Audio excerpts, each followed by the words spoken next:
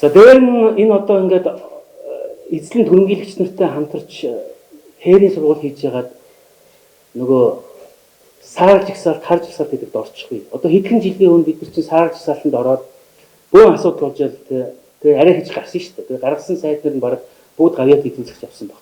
Одоо тэгвэл тэрнээс айхтар хар жагсаалтанд орно. Энийн сөрөг нөлөө юу аах вэ гэхээр манай төлбөрийн тэнцэл хасахтай байгаа. Гэхдээ төлбөрийн тэнцлийг торгоож байгаа энэ ажилгүйдэл ядуурлыг зөөлж байгаа ганцхан хүчин зүйл байна. Энэ бол гадаад байгаа 200 мянган монголчуудаас жил болгон Монгол руу явуулдаг мөнгө юм байна. Энэ 500 орчим сая доллар байдаг. А бид нар хар жагсаалтанд орчих юм бол энэ мөнгө зогсно шүү. Энэ гадаадд үүлээ үзэж цалин авч байгаа хүмүүс мөн Монгол руу мөнгөө шилжүүлж чадахгүй.